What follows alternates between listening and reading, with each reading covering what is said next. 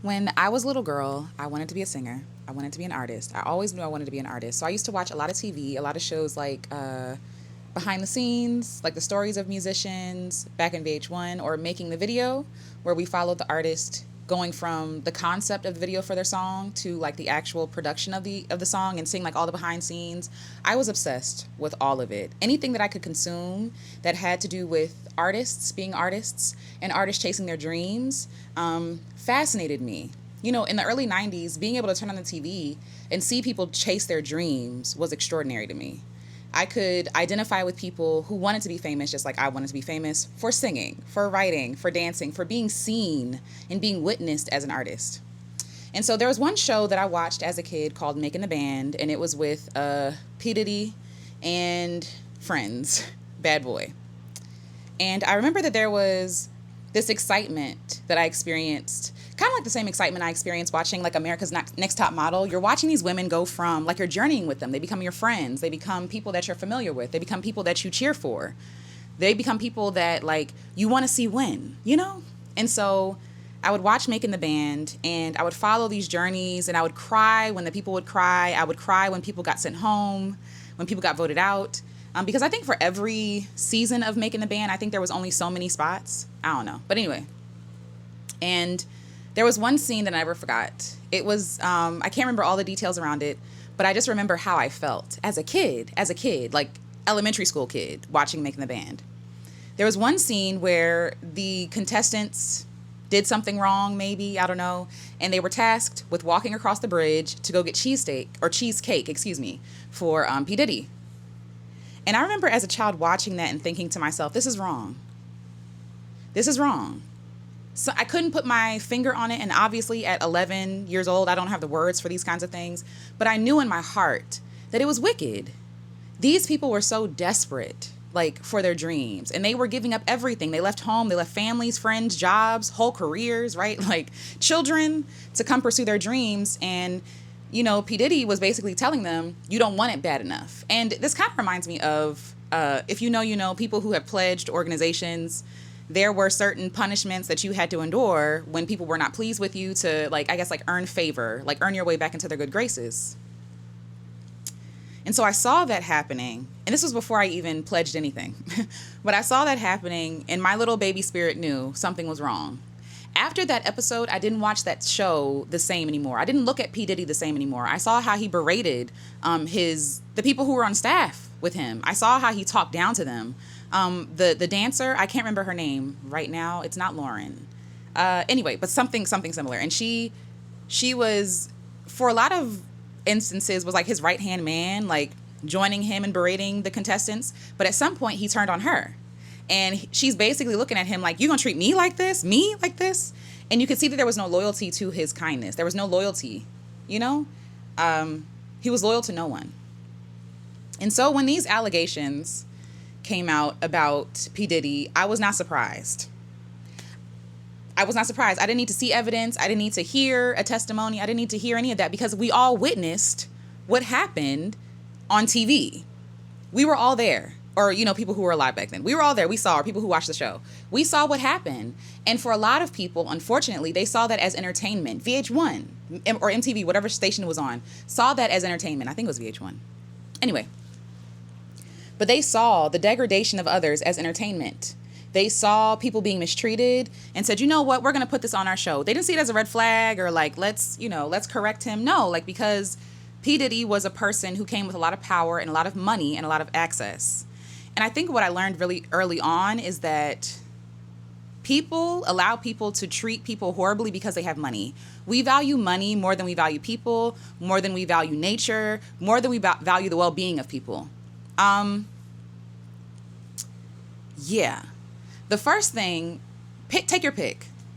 All these black women being harmed, all these women being harmed by these powerful men with money. And I'm talking about men specifically, right? Like the Harvey Weinsteins, what's his name, that perished while he was in jail. And there was like this whole, I watched a documentary about that. Like, all these men with money and access are provided cover because the people in their circles want what they have.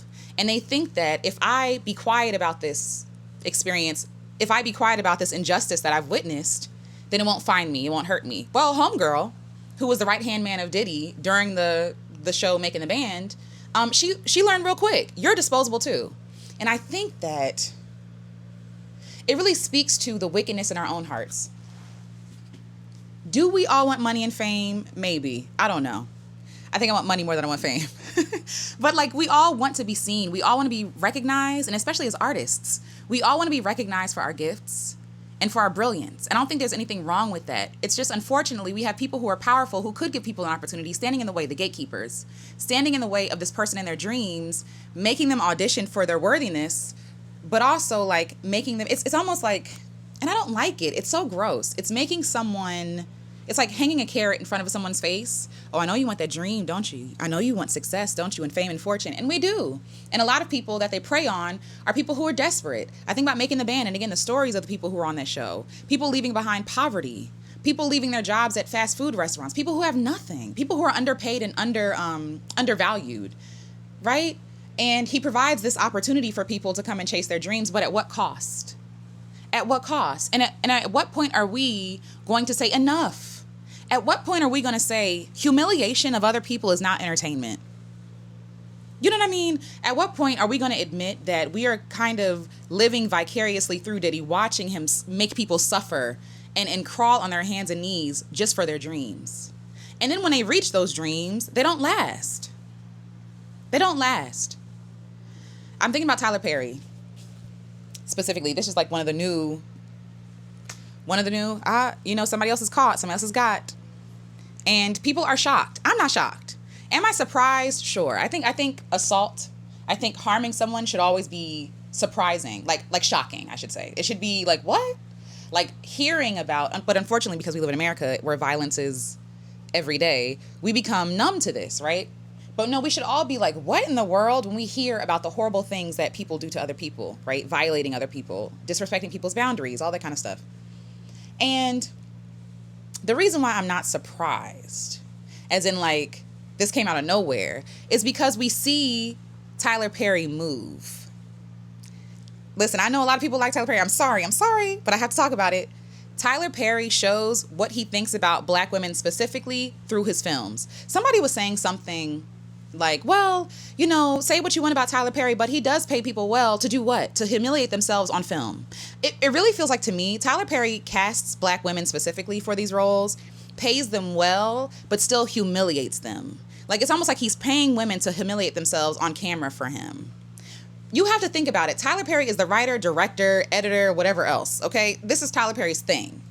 And like, he wrote the screen, what do you call it? Like the dialogue between the characters. This is from his imagination. And as an artist, you can always, and it's not always, you can kind of tell where the artist is mentally or emotionally based on the work that they produce. For a long time, over 10 years at least, Tyler Perry has been showing us what he thinks about Black women. He loves seeing Black women struggle. This is what he thinks about in his imagination. This is what he uses his imagination to do, to think of, to create. This is what he uses his billions of dollars to create. Harmful things for Black women to watch. Watch their likeness be harmed, essayed, left for unalivement. Like, suffering and struggling with men who hate their guts. Like, this is the imagination of Tyler Perry. We're living in Tyler Perry's imagination. And every film or every show that Tyler Perry creates, I'm like, this man is sick. This man is not well. It gets worse and worse. It gets darker and darker. And people are shocked to find out that he enjoys harming people. He enjoys harming people for fun, for sport, on film.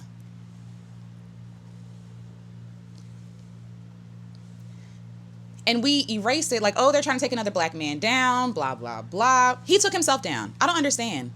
No one has to take him down. If he's a predator, he's going to take himself down.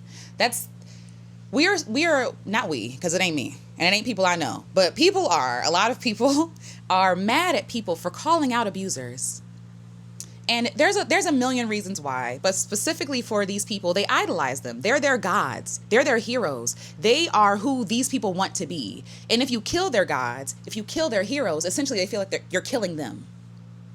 You're killing their hope. If Tyler Perry can't make it, who can? You. You. And you can make it without having to harm other people in the process. And maybe we need to redefine what making it actually looks like. Maybe we don't need $1 billion. Hello? Because you'll never be able to spend that amount of money. I don't think that we actually understand what $1 billion looks like. And it's on purpose, right? It's not just the next step above 1 million. You have to have a lot of millions. You have to have a lot of millions to make $1 billion. You feel me? And in order to make a lot of millions, you got to have a lot of thousands. And I think that when we focus on success for success's sake, when we focus on success as money, as fame, as how many people know your name. Again, every artist wants to be witnessed. There's nothing wrong with wanting to be seen and honored for who you are and what you create and what you bring to the world. However, when it comes at the cost of somebody else's well-being, of someone else's safety, crossing other people's boundaries, there's this saying, to end that statement, when it comes to that, it's too far. Anything that requires you to harm other people to get, you don't need. I promise you don't need it. I promise. Anything you have to harm somebody else to get, you don't need it. It's not for you to get that way. There are other ways to get what you want, but people are lazy. And I don't even like using that word. Lazy to me, let me give you my own definition of lazy that I've come to gather. Laziness was a word used to put on Black people to make them feel shame and guilt about resting, about being human, right? Where literally people hired us, underpaid us, enslaved us, stole labor, stole wages, what else? All these things, put us in horrible working environments with no air conditioning, whatever, right? To become billionaires. If you have to do that, you're not meant to be a billionaire. You're not a billionaire. You're a thief. You're an enslaver. Right? We really have to go back to take money out of the equation. If this man was broke, if this man ain't have nothing, if he ain't own acres in Atlanta making movies, who would he be? What's in his heart? What can we see and believe about his character based on how he acts and how he moves? Because it ain't all been clean. I don't know what y'all been looking at. It ain't all been clean. This is not just like, oh, all of a sudden no, he's done it subtly, right? I don't know what happened to the Monique in the Monique situation with him. I haven't really been following. I don't really follow Tyler Perry like that. He makes me uncomfortable. There's something about him that makes me very uncomfortable. I can't stand to look at him too long. But there's something there. When I'm reading those text messages to that gentleman who pressed charges against him, or who sued him, who's suing him,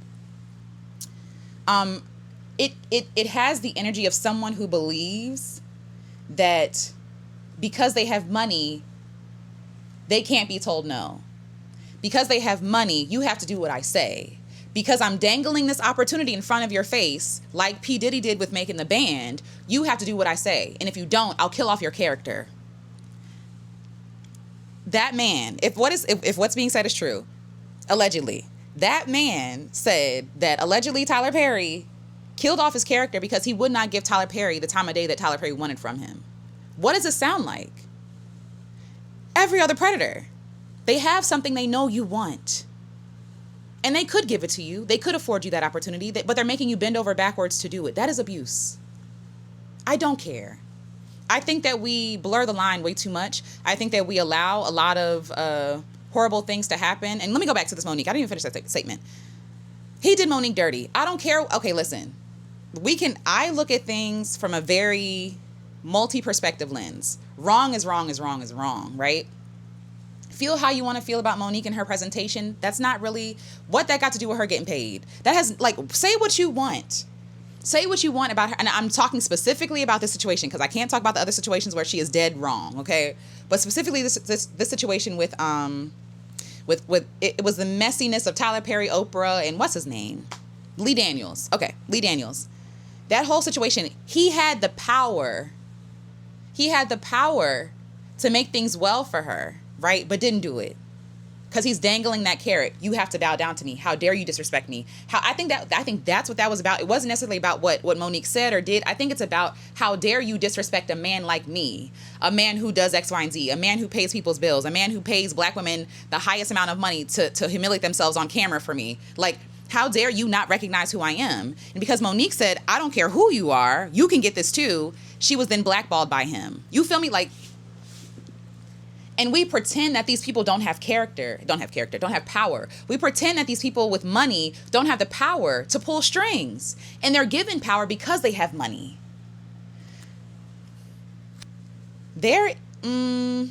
Collaboration is hard for artists. For a lot of artists, collaboration is hard because you have a vision and you want the vision to gel well with other people, and you get very personal about your things, right? So even Tyler Perry writing and directing, he's living a kid's dream. But on some level, there is some sense of,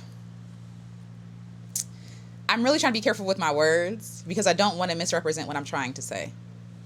But there is something, when it says written, directed, edited by Tyler Perry, when people criticize him or offer constructive criticism, it wasn't like, there are people who talk trash about Tyler Perry. But when they said, yo, your dialogue, don't be dialoguing, the scenes are cut awkwardly, like they're awkwardly paced, it feels uncomfortable. Like I physically feel, when I'm watching a Tyler Perry film, I feel uncomfortable physically because it's so awkward.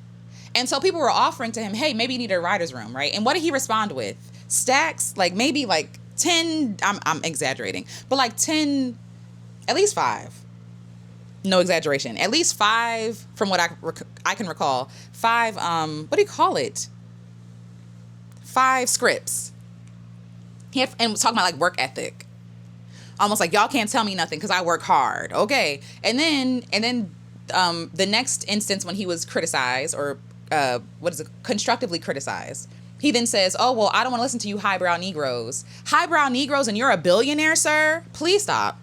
Please stop playing with me. You're calling me a highbrow Negro just because I offer you criticism, which also, let me also be clear. As an artist, receiving criticism for your art hurts. It sucks. And instead of being an adult and saying that, yo, like, I feel a way about that, instead of being vulnerable, he has to be powerful, right? Artists are tasked with being vulnerable. And there is power in our vulnerability. He wants to be powerful by any means necessary. If it means acquiring BET, if it means humiliating our black stars on camera, on film for the 5th time, why not? This is the 3rd time I saw Taraji P. Henson, I think the 3rd, in a Tyler Perry film. And every one she's struggling. Every one she's suffering. Every one.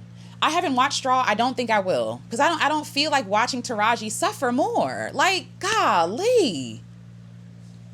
It's amazing because Taraji talks about, this black billionaire, right? Taraji talks about her experience in the industry and how she's underpaid and how people basically play her. And she's an icon to black media, black film, but also an icon, period. And because she chooses black media and black film, people look down on her, right? People like Tyler Perry, who is a billionaire, have the power to change this narrative, to give her scripts that are, that are fun and interesting and faceted, multi-dynamic. I don't know. I'm saying this because all the films are the same. They're all just black women suffering and suffering under a man, specifically being brought to her wit's end. And I don't know how much suffering Tyler Perry has in him to keep creating. It's like, this is his fantasy. This is his fantasy. And so when I saw those reports about the person, reporting him for what he did, whether it goes or it doesn't go, or it takes or it doesn't take, it does not surprise me. Because these monsters show us who they are way before they do something like this. In order to do something big like this, that means there had to have been small, heinous things happening. And I don't mean small as in like insignificant. I mean small as in they didn't press charges, they didn't sue, that kind of thing. But when you have somebody like a billionaire who has more resources than them, people are always talking about like, why didn't you say something sooner? People are Baroque, and Tyler Perry knows that. That's why he threatened that. That's why he said to that man, if you don't give me the attention I want, essentially, and this is me paraphrasing, obviously, this is me adding color and my own definitions to things. I'm not a lawyer. Don't come to me for no lawyer advice. But like, you're literally saying, if you don't do what I want you to do, I'm going to kill off your character. How is that different than if you don't walk across this bridge for me and give me cheesecake? I keep saying cheesesteak. Shout out to Philly. But they were in New York. If you don't walk across this bridge and give me cheesecake, I'm not going to allow your career to happen. I'm going to end you. How is this different? If you don't date me, if you don't give me what I want, talking about Cassie specifically, I'm going to ruin you. I'm going to ruin your life. How is any of this different? It's all the same air. It's all the same energy. And the clues are there all along, but y'all don't listen to them because you value money more than you value people. You value billionaires more than you value laymen. And I'm using laymen very loosely here. Like, you value billionaires because you idolize them. You think that having a lot of money makes one good. When we live in America. Wake that up. We live in America, and you think having a lot of money means that they're a good person. When literally this country got wealthy off of off of the backs, of black folks and indigenous folks. Free labor, stolen land, unalived bodies, bodies used as factories, bodies forced to give birth, bodies forced to labor. And you think that because someone has a lot of money, that means they're a good person. And this is also not me saying that if you don't have a lot of money, like if you do have a lot of money, then you're a bad person. That's not always the case, right? But for a lot of these billionaires with a B specifically, right? Specifically, and yes, I'm talking about those ones too. You have to do some cutting corners to make $1 billion. You have to underpay someone to make $1 billion. You have to deny people of health care. You have to deny people of time, PTO. You got to deny people of something to make $1 billion. You have to. You have to not share wealth, share leadership, share, Share the C-suite, right? Like, you have to steal wages from people on the bottom working in sweatshops specifically for you to become a billionaire. That's how that works. So anyone who's a billionaire with a B, I'm going to have questions. Because that's unethical in the first place, right? So like, okay, what? Going back to the P Diddy situation. When people are like, he would never do nothing like that. He raps about murder. Are y'all okay? This is a producer who wrote and produced songs about unaliving people, about harming women, calling women out their names, treating them like animals. What are we talking about? Hanging out with people who also believe the same things and think the same way. And you're surprised and shocked that this person actually did what they rapped about doing. They always did it. They just kept the other people silent. You don't just...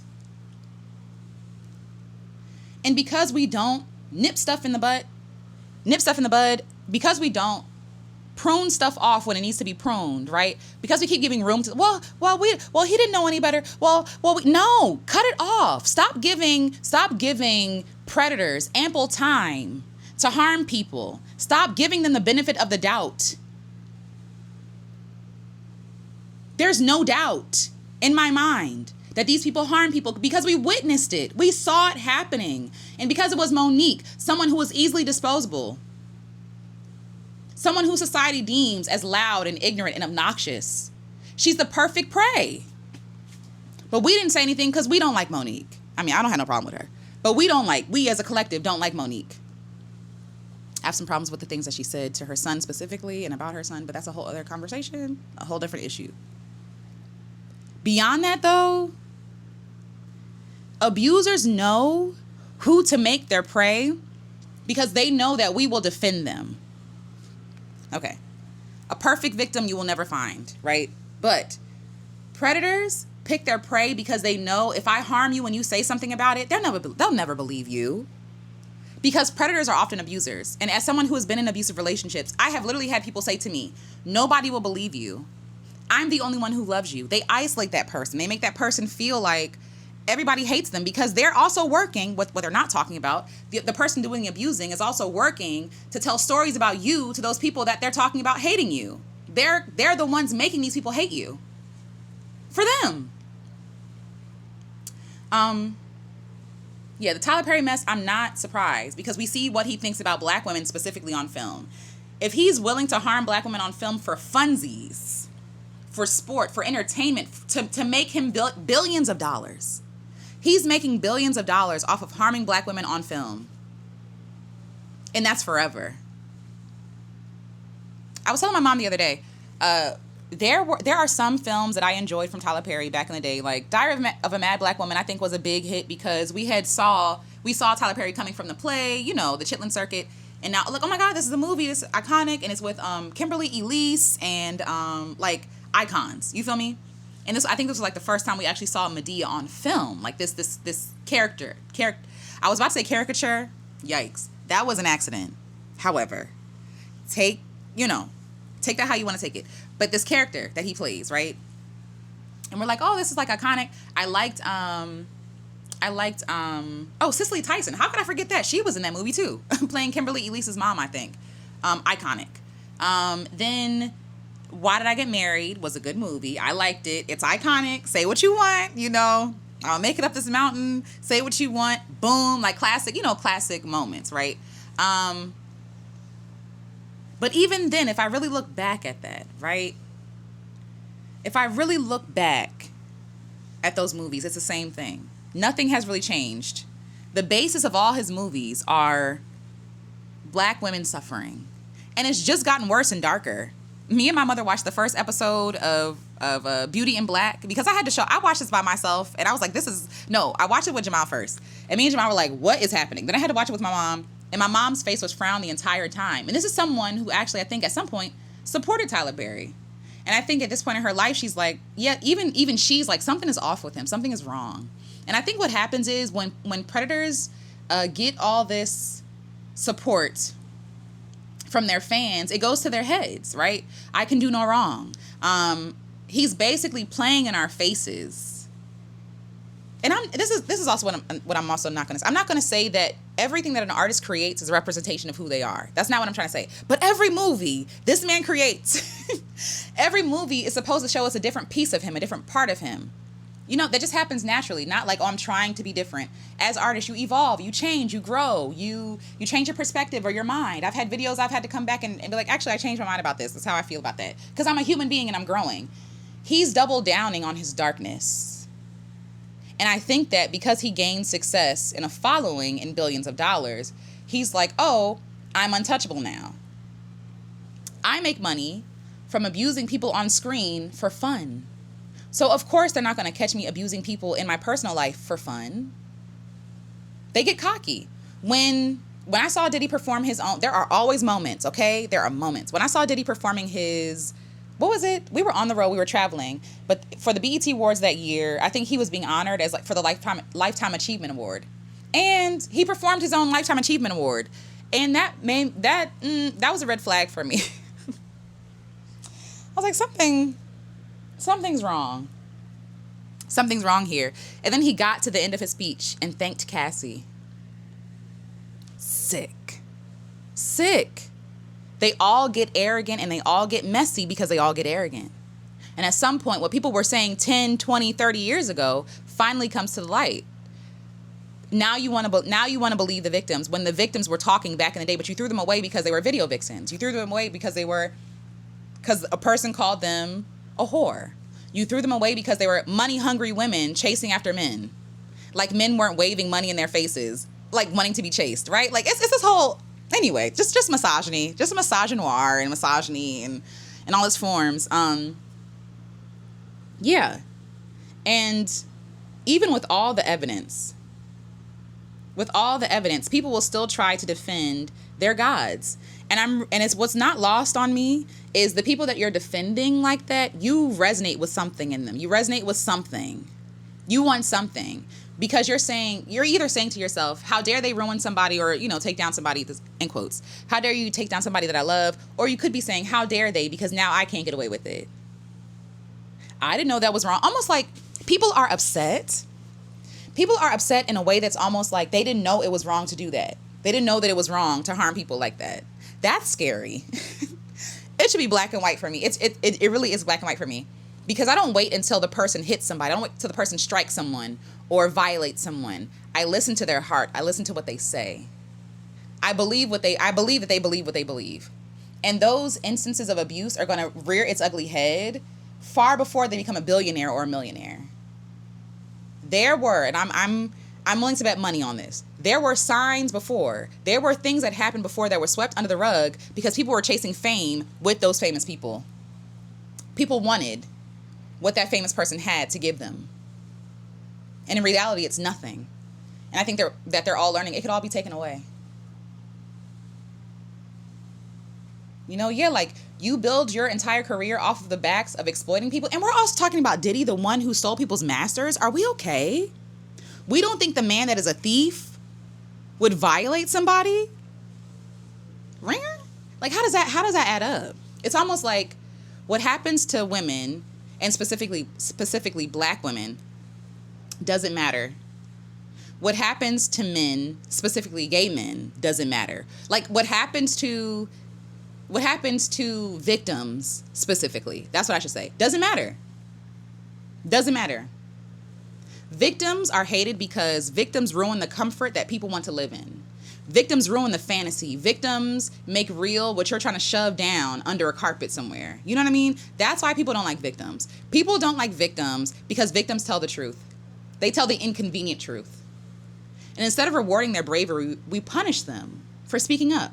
Instead of rewarding their bravery, we punish them for telling the truth. Because we don't want to be inconvenienced. We don't want to change we literally deny people their justice because we don't want to change the songs on our playlist. Because we want to keep stepping in the name of love. Stepping in the name of love. Stepping all over a victim. Stomping her out. But no, I got to get my two-step in. We are so unserious. We are very unserious, and we are very ill-equipped with recognizing abusers and violent people. Because again, when I was 11 years old or however I was watching Making the Band, where they had to walk across that bridge and get that cheesecake, I knew then and there he was not a good person. I knew right that was not a good person. When they're crying and screaming for their dreams and he's disposing of them like they don't matter, like they didn't pay a heftier cost to come and sit at your feet and learn from one of the best in the industry. He treated them like they were nothing. And they were nothing to him. They were just consumed. They were consumed in his bad boy entertainment industry just to make them money, just to have another season at Making the Band on VH1. That's it. They were just eaten. I don't know where any of those people are right now. And all they wanted to do was sing. All they wanted to do was dance. All they wanted to do was rap, to express themselves, to make money enough to see money, to make money like P Diddy makes money so they can get out of their circumstances, so they can pay off their bills. They can take care of their parents and their children. That's all they wanted. They just wanted money so they can keep creating art. They wanted to be recognized for the artists that they were. And he took advantage of that. And we said, oh, no way that he harmed Cassie. No way did he harm, And of course, we don't know anything about that. But I'm not confused. I'm very confused about why people are confused. I'm very confused why this is like, well, maybe, why? Because we care more about money, fame, access, what we can benefit from this situation, the social currency, the social clout. We care more about that than people's justice and well-being. We care more about our selfish desires and our comfort than other people seeking justice for the harm that was caused them. Money will, people are always complaining, why do you need that much money from him? Do you know how much money she missed out on? Cassie specifically. I don't know a lot about the other situations. Do you know how much money she missed out on? How much money she was supposed to get from being an artist? She wanted that. No, she wanted to sing. She wanted to sing. And let's say that she did want love. She wanted love. What is wrong with a woman wanting love? What is wrong with a woman expecting to be treated well? Unless you agree that these men are monsters. So you can't do both. You can't say, well, she knew who he was, and then on the other side defend him. You can't do that. You have to choose. But most people are hypocrites and liars. They don't care nothing about justice. They care about their comfort. And so, yeah, I don't know. I just felt the need to say this. Pay attention to the red flags early on. Stop giving abusers and people who violate people's boundaries, people who show signs of being power hungry. Stop letting stuff like that with them slide. Because our being complicit, our being quiet is what creates these monsters. I mean, obviously they're created because they're monsters, right? But they were monsters back then. The reason why P Diddy has his name, Puff, is because he had an anger problem. He had an explosive anger problem. And baby, this is not making sense to me. Diddy got rich screwing over everybody he knew, being loyal to only himself. But somehow we look at those people as like, oh, they're so independent, and these people are self-made, and we we romanticize this like super independent, I don't need anybody, rugged kind of thing. You know, I'm a godfather, I'm a beast, I'm a whatever. And whole time they're nothing without the people they ate. They're nothing without the people they harmed. They're nothing without them. They have nothing. What does P Diddy have that he didn't steal? That he didn't harm someone to get? We don't know. Because all those contracts are wicked. The fact that his own artists weren't signed to his label, weren't making money from their music, shows who he's loyal to. Himself, his pockets, his name. He can't even sit down and let nobody perform his songs. He got to do it himself because they like he didn't want to sit down and now he sat down. That's what it felt like. That's what it felt like to me. But I'm learning that I was right. I'm learning that we do a lot of gaslighting and a lot of over-explaining people doing bad things. And most of the time, you're right. Your gut is right. You know what you're talking about. No, there's something predatory about that person. Probably because they're a predator. And then you'll find out later. No, there's something dishonest about that person. They're probably dishonest and maybe a thief. And then you find out later. Oh, there's something wicked. Yeah, trust that. Stop letting technicality and like rationale and all this other stuff that people like to use. Like, let's use our critical thinking skills. No, I'm not going to critically think away this person being a predator. That's not working. That's not happening. I trust my gut and my soul and my spirit more than I trust a white man's logic. Because logic don't be logicking. It don't be making no sense. And we're standing up like, that makes sense. That makes sense to excuse somebody for hurting somebody because it took them years to come out and talk about it. What? So you're not upset that person, what I find interesting is that we're not upset about the person causing the harm, right? We're upset with the person talking about it 10 years later. What I would be upset about, if somebody came to me and said that your friend hurt me 10 years ago, I would be upset that my friend lied to me for 10 years about who they are. And that they harm people, obviously, but that they also lied to me. That's the only personal feeling that I would feel. How dare you hurt this person? I didn't know that you were capable of this. Who are you really? And instead of really digging into that, like, dang, instead of digging into the grief that people might feel, maybe, I don't know, if they really care about these artists, instead of digging into that grief, it turns into rage towards the person who's seeking justice. When that rage should be funneled to the person that you were uplifting and idolizing. Stars fall because, like, they did it. He did it. You mad at her for what? You mad at Meg Thee Stallion for what? Telling the truth? What, like, no, you're upset that a black woman is demanding justice because you don't see black women as human. Let's start there. And again, insert whatever situation, specifically with black women, specifically like, or black men, right? Like, I know I mentioned Harvey Weinstein earlier, but no, like, you all think that black women are disposable. That's why black men harm black women, because y'all don't care about black women. And when black women seek justice, they know y'all gonna be doing their work, they dirty work. You're gonna be impeding justice and progress. They know. Predators are calculated and clever. Predators are calculated and clever, and they often play the long game. And they often think that they are slick because people around them enable them. People around them gas their head up. People around them turn a blind eye to the evil that they do. There's so much talk about women and how long it takes for them to come forward, right? Why did you wait till X, Y, and Z?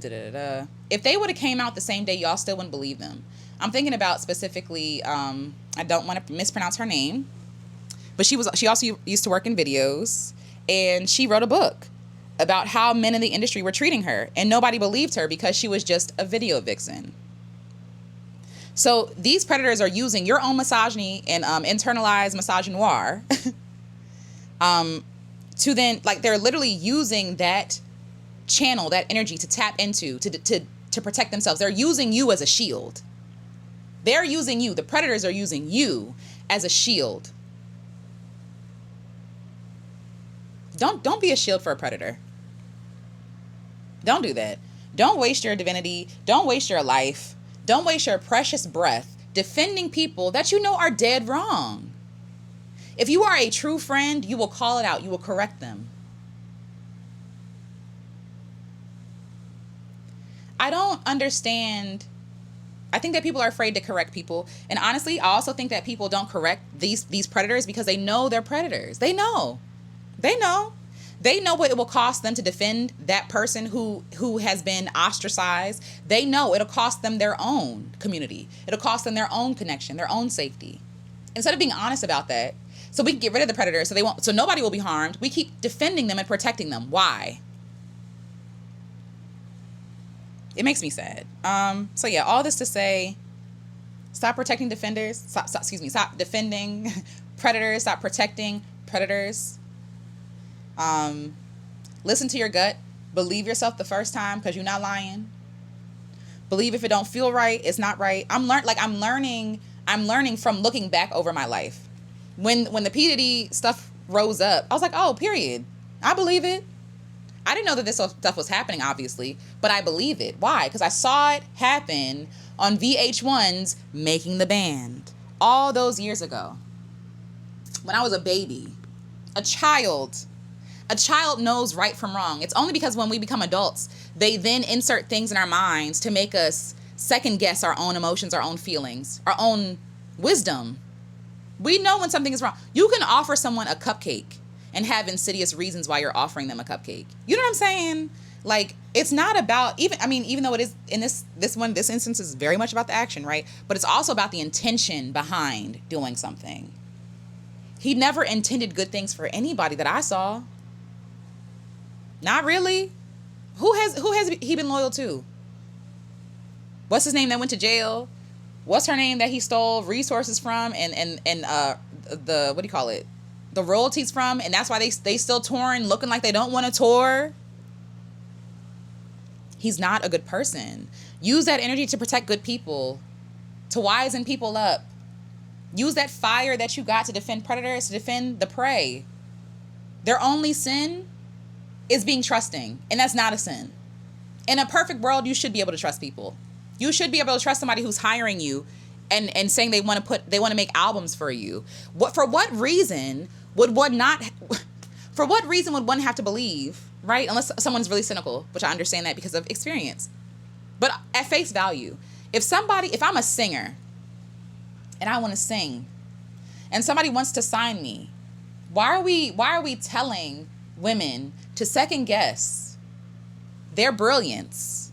Because if somebody's trying to be nice to you, that means that they're a predator. No, like, there's no reason for one to believe that a music exec would want to harm me because they trying to make money too. Right? They're trying to make money too. They would not invest in something, obviously in a perfect world, if they didn't see potential in me. Right? And I think it's that same, like, we are doing so much bending and breaking for people who wouldn't spit on you if you were on fire. People keep saying that, but just think about that. You're on fire. These people would not care. They would rush from one door to the next door and go on to the next place. Yeah, like, people really use celebrities as their avatars. You not them. And I don't understand why you would want to be them. Once I find out that people that I love do heinous things, nope, can't listen to that no more. Can't watch that no more. Yikes. And I mourn and I grieve because, dang, you too. But I grieve and I move on. I don't blame the person who made it uncomfortable for me to live with my comforts. Not even things I need. Comforts. I don't have to listen to that song again. I don't have to. There's other artists to listen to. There are other steps to do. There are other dances to do. There are other movies to watch. Golly. There are other channels to watch. It's never that serious. Because at the end of the day, most predators, all they have anyway is stolen from somebody else anyway. You might as well go to the source. And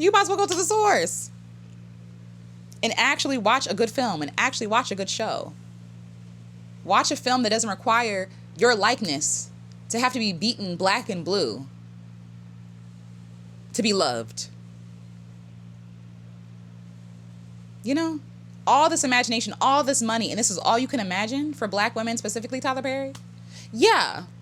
Checks out that you're a predator too. You know, because literally that's what he's doing. He's using literal real things that have happened to black women. Things that happen to black women every day. And feasting on the way that it looks for me, and it sounds really gross because it's supposed to be. It's supposed to be stunning, right? It's supposed to stop you. But the image that I see when I think of Tyler Perry is a person is a vulture feasting on a carcass. And no disrespect to the vultures, because they do the work they're supposed to do, right? But Tyler Perry feasts off of the pain of black women. He enjoys. He makes 2.5-hour long movies, multiple season shows, rehashing over and over again, replaying, flipping. How can I make a black woman suffer today? That's how he makes his bread and butter, off of the backs of disparaging black women. He's no different than the Red Pill podcasters. Why are we surprised that he hurts people? He hurts people for money. Granted, these are characters in his mind, but they're still people in his mind. And I say this as a writer who has written fiction. The characters that I write in my movies, I'm connected to. You know what I mean? Some of them are expressions of myself. Some of them are expressions of people that I love, right? Or an understanding of someone that I love. Writing fiction helps me to get to process my own thoughts and my own feelings, right? That's why art is so amazing. But also the art that he's creating is redundant. It's repetitive, because this is what he likes. He's the kind of person that enjoys harming people. He could have, as a billionaire, I'm sure, he could have whoever he wanted. I don't know if that's true. I don't know. But he could have somebody. He doesn't want someone who wants him. Predators don't want people who want them. Predators want who don't want them. He wants to win. It's a game. People who violate people like that, it's about power. It's not about, oh, I like you. It's about, I'm a billionaire. How dare you say no to me? I have what I want. That's what that's about. You feel me? So yeah, you can tell that he's very fragile in that because when he gets criticism, he calls us highbrow Negroes. Even though he's the billionaire. He tells black women just to accept a man who can pay a light bill. He's telling you in real time what he thinks about black women. And I don't say much because I take my notes and I keep on moving. But this is getting out of hand. The community is in uproar. They're trying to take a black man down. So all those movies you saw, you never said to yourself, they're trying to take a black woman down. You never said that? They're trying to disparage the image of black women. They're trying to program women to believe that they deserve suffering and heartache and pain. That they should, I'm stuttering, I'm so frustrated. But they should settle, they should shrink, they should do less, they should demand less, they should want less for themselves to be loved. That's what Tyler Perry is saying in all his films. All of them that I can think of, where the main character or a woman in the movie is being harmed or abused or something, she's told to settle and shrink, to suffer long. That's what's in Tyler Perry's imagination. Violence, harm, neglect, cheating. What else? Which is also abuse. Being talked to harshly, being called out your name, being mistreated by your in-laws, being mistreated by the person you're married to, being cheated on by the person you're married to, being humiliated by the person you're married to. This is what's in Tyler Perry's imagination as a billionaire. And he keeps pumping them out. 5 days, 4 days, 5 days. He's running on pure ego, pure lust, pure mania. And as somebody who's been in a creative fit, it's everything's flowing, go, go, go. No. He's let me hurry up and get these images of black women out of here. Out of my mind. I don't know, y'all. I'm happy. I'm happy that people are getting caught with their pants down, so to speak. I don't like that. I like that people are getting caught, period. I like that people are getting found out. And I don't like that people are getting harmed. Please don't misunderstand me. But I like that people are being held accountable. I like that people are being brought down. I like that people are people. I love to see a black man face justice. Yes. If that means tearing a black man down, so be it. So be it. I love justice. I love fairness. I love justice. I love reparation.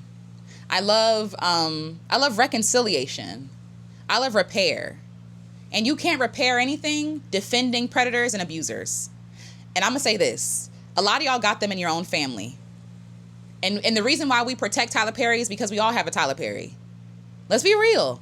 A lot of us have, whether or not we deal with them or correct them or whatever, a lot of us have these people in our families, and when we correct them, we face violence. We get jumped, right? That's what happens when you stand up for what's right. So understand these people coming forward are facing all types of hell that you know nothing about.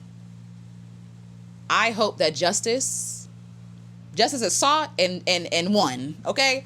I hope this person is able to live free, because Tyler Perry knew exactly what he was doing. He's not a baby.